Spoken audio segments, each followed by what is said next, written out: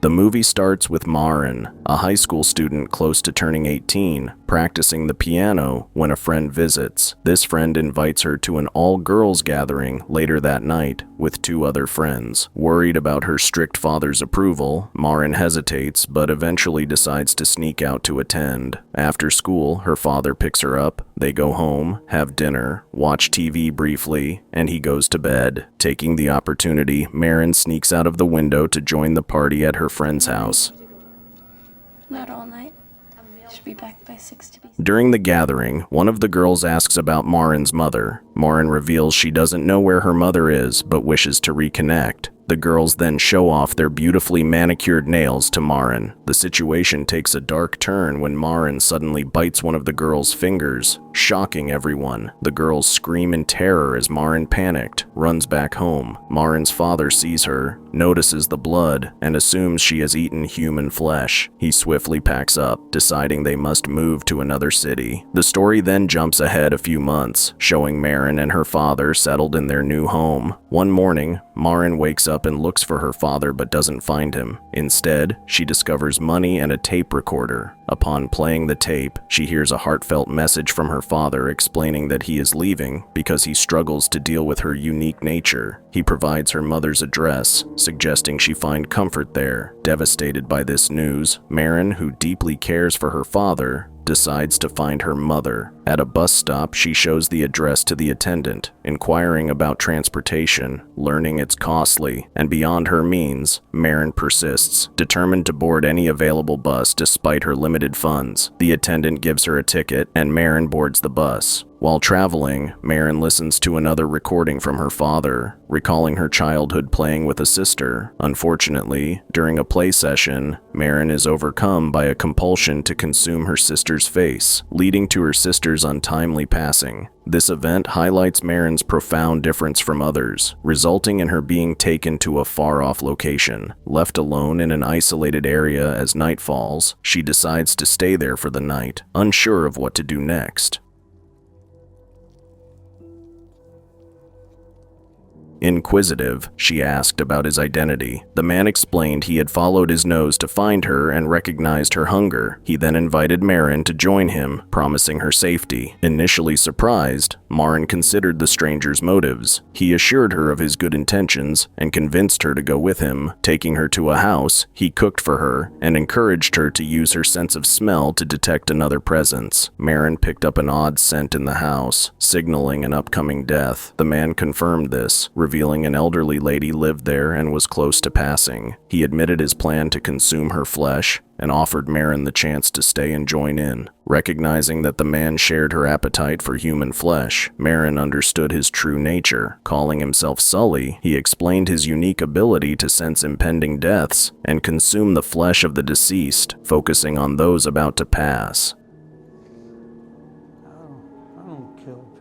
Feeling tired, 𝐬𝐿 expressed her exhaustion and went to rest in a room. The next morning, she was startled by a noise. Investigating, she went upstairs to find the man eating the elderly lady's flesh. Without hesitation, 𝐬𝐿 joined him in consuming the meat. 𝐂𝐿𝐤 then revealed his habit of collecting hair from those he had consumed, showing 𝐬𝐿 a collection of hair strands from various people, impressing her with his expertise. When 𝐬𝐿 mentioned her reason for being there, seeking someone, 𝐂𝐿𝐤 correctly guessed she was looking for her mother and assured her they would reunite. Later, feeling uneasy about 𝐂𝐿𝐤, 𝐬𝐿 decided to escape. Quietly packing her things that night, she made up her mind to flee. The next morning, as 𝐬𝐿 tried to leave, she encountered 𝐂𝐿𝐤, who sensed her intention to escape due to his sharp sense of smell. Sitting on the bus, she listened to her father's next recording, recalling a troubling incident where she bit a friend at school, leading to another move to a different city. She had also taken money from that house to pay for her bus ticket. Getting off the bus,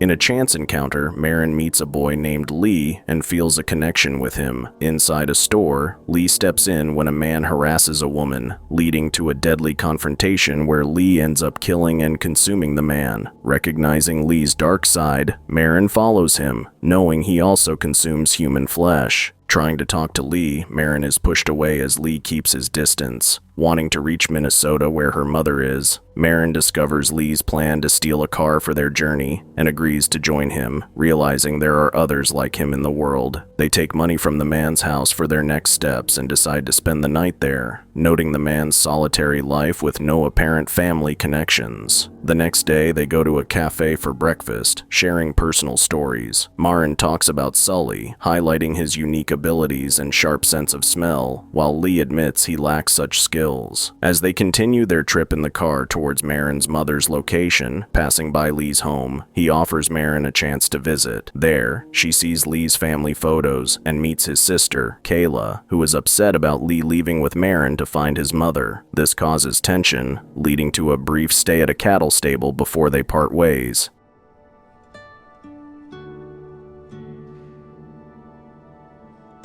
Leaving Lee's place, they head to a farmhouse where they spend the night, continuing their journey together. As they travel, Lee and Marin grow closer emotionally, eventually falling in love. Pausing at a jungle on the way to Minnesota, they reflect on their first experiences of consuming human flesh. Lee confesses to eating his baby sister initially, a sentiment shared by Marin. He once thought he was unique, but now realizes there are others like them, cannibals in the world. Their conversation is interrupted by two more individuals, also cannibals, suggesting they camp together for the night. By the bonfire they converse. One of the newcomers has a peculiar preference for bones over meat, unsettling Marin. Accusing her of similar tendencies, he reveals his acts of killing and eating humans, even their family members, leaving their children alone. Lee and Marin are horrified by this disclosure. The man claims his companion doesn't engage in cannibalism, but aids in the heinous deeds. As night falls, the two men drift off to sleep, creating a tense atmosphere. After their unsettling encounter with the cannibals, Lee and Marin swiftly drove away, eluding the pursuing man's capture attempts. They arrived at a fair later that evening, where Lee noticed a man he suspected was gay, observing the absence of a ring on his finger. Approaching the man's shop, Lee asks about buying weed, arranging a meeting for later that night. When Lee arrives at the agreed time, slightly late, for the weed, the man leads him to a secluded spot, making advances towards him. Sensing danger, Lee defends himself by fatally slashing the man's throat. Lee then calls for Marin to join him at the location, and together they consume the man's flesh, solidifying their disturbing bond further. After consuming the flesh, Marin finds a photo in their car showing the man with his family, shocking her as she realizes he is a married man with children. Disturbed, Marin leaves the man's place to see his upset wife contacting the authorities. In response, Lee and Marin flee. Expressing her anger towards Lee, Marin questions his actions, emphasizing the impact of his impulsive act, leaving the man's children fatherless and his wife a widow. Lee tries to justify his actions by explaining that the man's lack of a wedding ring led him to believe he was single, resulting in the tragic outcome.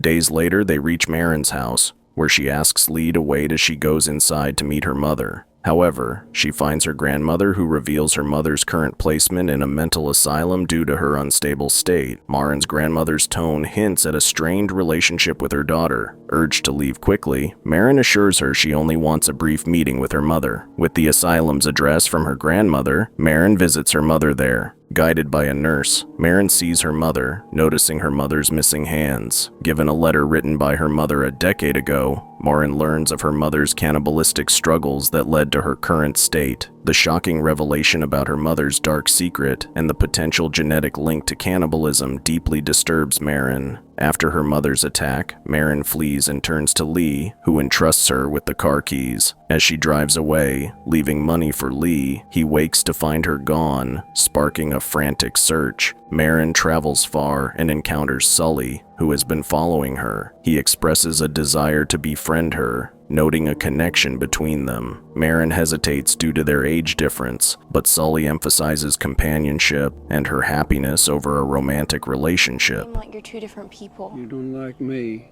No, I don't trust you. Sully, too, becomes upset and drives away in his car. Subsequently, the narrative shifts to a few days later, revealing Marin living independently, while Lee has transformed, opting to reside with his mother and sister. Lee had come to realize the paramount importance of family bonds. In a later scene, Marin returns to Lee's town and meets 𝐂𝐤, who informs her about Lee's changed behavior and living situation. 𝐂𝐤 mentions that Lee has made significant adjustments and now lives with them. She guides Marin to the lake where Lee often spends time if she wants to see him. During their talk, Marin asks about the events surrounding Lee's father's death. 𝐂𝐤 reveals that Lee's father had a troubled past, marked by alcoholism and domestic violence, causing harm to his family. One day, Lee suffered severe physical abuse and bled, leading him to seek help urgently and call the police. When the police arrived, they found Lee covered in blood, his father's car gone. Lee stated his father had fled and wouldn't return. The police, suspecting Lee of harming his father, tested the blood on his clothes, which turned out to be Lee's own. Despite this, Lee was released as his father never reappeared. Marin and Lee reunite warmly, driving together and reminiscing. During their conversation, Marin gathers the courage to ask Lee about his father's death. Lee reveals his father as a malevolent figure who abused him, recounting an incident where he unintentionally caused his father's death in self-defense. He then hid his father's body, which remained undiscovered by the authorities. You don't think I'm a bad person?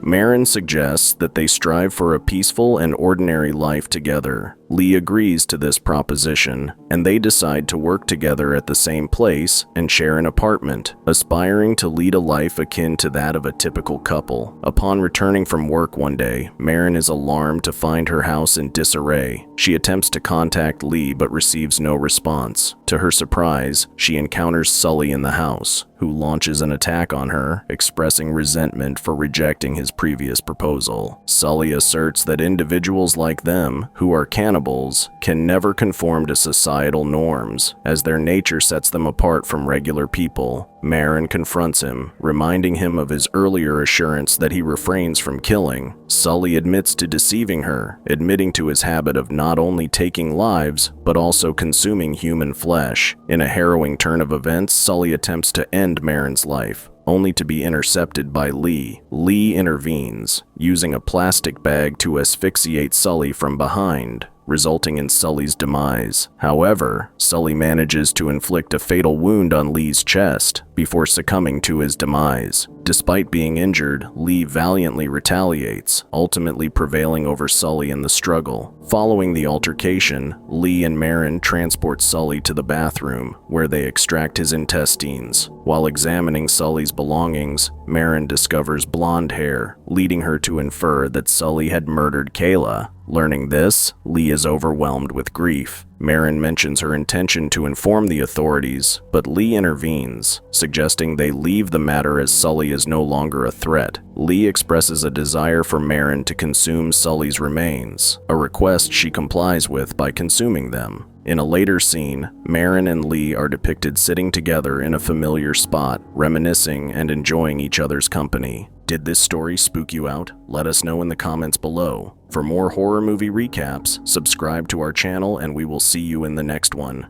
Fear awaits you.